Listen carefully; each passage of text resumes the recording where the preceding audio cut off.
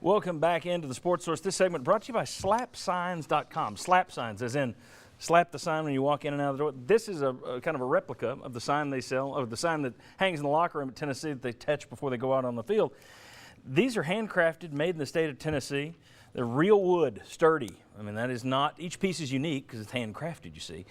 Sturdy, this is not some cheapo piece of plastic that comes from some other country. You see how thick and heavy this thing is? It's fantastic.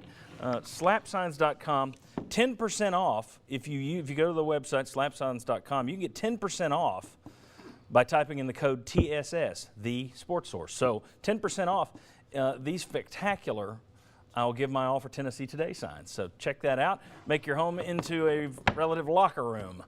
Slapsigns.com. All right, want to welcome in the next round of panelists we have from Rossville, Georgia, former quarterback Bobby Scott. Always good to have you here, Robert. Always good to be here. Anthony Hancock, former legendary wide receiver from Cleveland, Ohio. Thank you for being with us. All right. I think you got us on the wrong segment.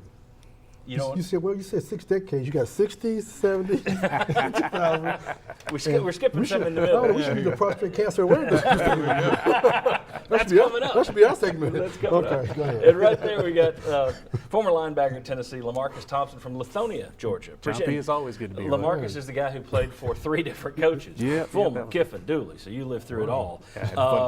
Let's get into this. Darren Kirkland Jr., if you haven't heard this, reports that he damaged his knee in practice on Friday. Doesn't look good for the Georgia Tech game. Depending on how serious it is, it could be weeks, it could be months. Depending on which reports you're going by, UT hasn't officially, as of this morning, haven't officially given any kind of timetable. But it's most likely he is going to be out for the Georgia Tech game. We'll talk about how that impacts you when you're going against an option game a little later. But Tennessee went through the injuries last year. You led the nation. 52 starts. You lost to injury last year. And yet, at the same time, people say, well, next man up. All right, now that's the attitude. So my question is, injuries, legitimate, or is that an excuse? If you don't have any depth, it's reality. If you do have depth, it's an excuse. So, I mean, you're going to have injuries and everything. It's just how much depth do you have to overcome that. And at some positions you've got enough players to overcome it, but there's always a couple of positions that you're a little thin on that if those guys get hurt, it's going to hurt your play. Anthony, your thoughts? Reality? It's reality in the sense of the fact that, it's a very competitive game, a very physical game. So I think that, proper rest, proper exercise, and hopefully keeps you mentally prepared for what you're going to be doing. And whenever your name is called, you have to step up.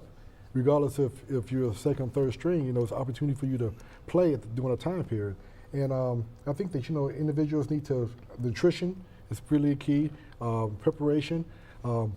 Injuries are part of the game.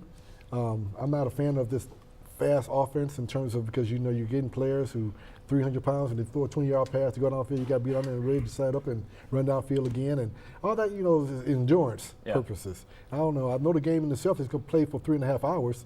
Three and a half hours. So while you're speeding the game up, go back to the huddle, get a chance to rest, get your legs back under you, go ahead and line up and take care of business. Yeah, different day and age. A lot of people they want to run it 100 plays per game now.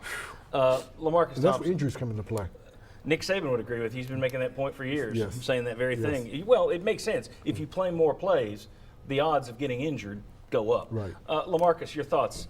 Injuries, reality or excuse? Well, I'll say it's definitely a reality because if you go back to last season, you beat Florida, you beat Georgia, then you get to a South Carolina game where you have 20-plus injuries. You know what I mean? You have your 3s and 4s, that's playing on defense. You get to that point to where guys, they're not the 1s and 2s. I mean, it's a reason why they're not the 1s and 2s, and keys and things of that nature that they're not going to see. They probably don't have the experience to go out and execute that play. You know what I mean? So that's why you had a loss to a Vanderbilt and a loss to a South Carolina because you're playing with the guys that probably wouldn't have even maybe dressed. And I think that was the issue you ran into last year was not only did you lose the first guys, then you lost to the second guys, and you were down to. I mean, there was a time when you're playing your number 5 and your number 6 linebacker out there.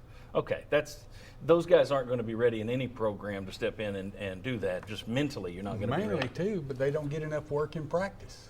I mean, Right. that's- You're giving Exactly. your reps. Most reps They go to might those be guys, decent top guys. athletes at everything, but if you're not out there every day in practice working, then you're going to lose a lot of Games. games. That's right. Well, in essence, I thought about go back to the Vanderbilt game last year, and I don't know how many injuries we had before Vanderbilt. We lost to Vanderbilt, and not saying we lost to Vanderbilt, but then I saw Vanderbilt playing a bowl game. I'm thinking Vanderbilt was going to blow this team. Vanderbilt was horrible. I don't even like to mention it. No, but they were serious. They were horrible. I said when we actually lost to this team, even with bad injuries, we should have beat Vanderbilt of all teams. I mean, Vanderbilt's a good program. Don't get me wrong, but they were horrible in the bowl game. I was like, I'm kind of an SEC person, so I'm thinking whenever the SEC plays, we're going to root for the SEC. But they were horrible. And I said we lost to this team. So That's exactly right. So in that case, you wouldn't say it's a reality. All right, Lauren, I'll let you close it out very quickly. Well, thinking what you said earlier, you said that basically that the guy's not getting the reps. Well, if you think about it, those guys that are playing 3s and 4s, they're not seeing those plays, and then you have to go to a skeleton playbook. Right. You see what I mean? So you're going to play with a base defense that you're not going to have any type of versatility that now coaches can really dial in on what you're doing and really kind of game plan for. Yeah, and there was some question last year about Bob Shoop. Did he simplify things quickly enough? That's the other problem is if you don't going to a simplified playbook, that's its own hassle. That's its own problem. But if you don't simplify it enough and you've got guys who aren't ready to step out there and they pick up the keys, that's another problem altogether. So, all right. We'll have all three of you guys back a little later when we come back on the Sports Source. It's our most important segment of the year. Come on back.